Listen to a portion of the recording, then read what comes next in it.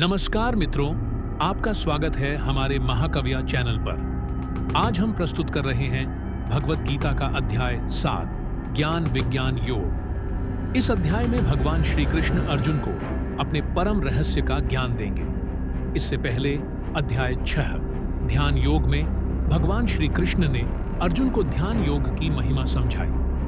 उन्होंने बताया कि सच्चा योगी वही है जो मन, इंद्रियों और इच्छाओं को नियंत्रित करके ध्यान में स्थित हो जाए।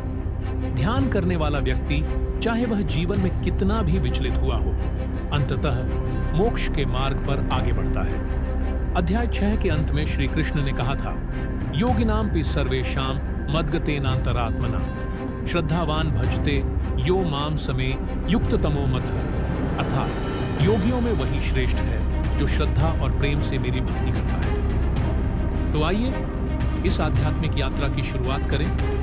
अब हम आरंभ करते हैं अध्याय 7, जिसमें भगवान अर्जुन को ईश्वर के पूर्ण स्वरूप का रहस्य समझाते हैं। भगवान श्री कृष्ण कहते हैं, हे अर्जुन, यदि तू मन लगाकर मेरी भक्ति करके मेरी शरण में आता है तो तू मुझे संपूर्ण रूप से जान सकता है। लेकिन लाखों में कोई एक ही ऐसा होता है जो मुझे वास्तव में जानने की कोशिश करता है। भगवान श्री कृष्ण कहते हैं, मनुष्याणाम सहस्रेषु कश्चिद् यतति सिद्धये यततामपि सिद्धानाम कश्चिन्माम वेत्ति तत्वतः यत्तोषेस। अर्थात हजारों में कोई एक मुझे जानने का प्रयास करता है और जानने वालों में भी कोई विरला ही मुझे पूर्ण रूप से जान पाता है। भगवान श्री कृष्ण कहते हैं, यह सृष्टि मेरी दो प्रकृतियों से बनी है।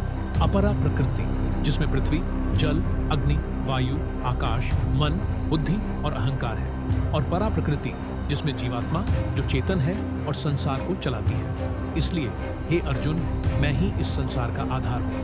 भगवान श्री कृष्ण कहते हैं, मत्तः परतरम नान्यत् किंचिदस्ति धनंजय मयि सर्वमिदं प्रोतम सूत्रे मणिगणा ईव। अर्थात हे अर्जुन, मुझसे बढ़कर कुछ भी नहीं है। जैसे माला के धागे में मोती पिरोए रहते हैं, वैसे ही सब कुछ मुझ में स्थित है। श्री कृष्ण कहते हैं, मैं जल में स्वाद हूँ, चंद्रमा में प्रकाश हूँ, अग्नि में तेज हूँ, मनुष्यों में बुद्धि हूँ और मैं ही ओम हूँ। फिर भी मेरी माया से लोग मुझे नहीं पहचान पाते। मेरी दैवी माया इतनी बलशाली है कि जीव उसमें फंसकर मुझे नहीं जान पाता। काम, क्रोध, लोभ में फंसे हुए लोग मेरी भक्ति नहीं कर पाते। मेरे 4 प्रकार के भक्त होते हैं, दुर्मुखी, इच्छुक जो कुछ पाना चाहता है, जिज्ञासु जो जानना चाहता है, ज्ञानी जो मुझे जान चुका है। इनमें ज्ञानी भक्त मेरे लिए सबसे प्रिय है। भगवान श्री कृष्ण कहते हैं, तेषां ज्ञानी नित्ययुक्त एक भक्तिर्विशिष्यते प्रियो ही ज्ञानिनो त्यर्थमहं स च मम प्रियः। अर्थात मुझे भजने वाले भक्तों में से मुझ में एकात्म भाव से भजने वाला नित्य युक्त ज्ञानी भक्त सबसे विशेष है, क्योंकि मुझे तत्व से जानने वाले ज्ञानी भक्त को मैं अत्यंत प्रिय हूँ और वह ज्ञानी मुझे अत्यंत प्रिय है। श्री कृष्ण कहते हैं, जो सांसारिक इच्छाओं से प्रेरित होते हैं वे अन्य देवताओं की पूजा करते हैं। मैं उनकी श्रद्धा को स्थिर करता हूँ और उनकी पूजा सफल होती है, परंतु वे फल नश्वर है।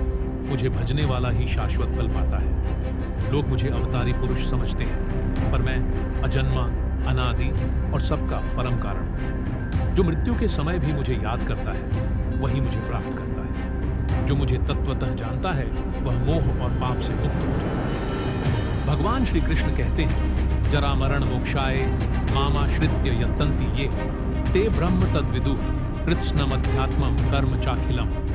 अर्थात जो लोग मुझ में आश्रय लेते हैं वे जन्म मरण से मुक्त होते हैं और ब्रह्म को जान लेते हैं। इस प्रकार श्री भगवान ने अर्जुन को अपने परम रूप, माया की शक्ति, भक्तों के प्रकार और स्वयं को जानने का मार्ग स्पष्ट कर दिया। यह ज्ञान केवल शास्त्र नहीं बल्कि अनुभव और आत्मा का विज्ञान है। अध्याय 7 ज्ञान और विज्ञान योग यहीं पर समाप्त होता है। इस अध्याय में श्री कृष्ण ने बताया कि वह केवल किसी धर्म विशेष के नहीं अपितु संपूर्ण ब्रह्मांड के मूल कारण है। जो भक्त उन्हें तत्वतः जानता है वह जन्म मरण के बंधन से मुक्त हो जाता है। अब अर्जुन और अधिक जानने को उत्सुक है। अर्जुन जान चुका है कि भगवान ही सबका आधार है, लेकिन वह एक और जिज्ञासा करता है, मृत्यु के समय कौन सा स्मरण करना चाहिए? ब्रह्म क्या है? अगले अध्याय 8 अक्षर ब्रह्म योग में भगवान श्री कृष्ण बताएंगे मृत्यु के समय स्मरण, आत्मा की गति और मोक्ष का रहस्य। जुड़े रहिए हमारे साथ। जय श्री कृष्ण।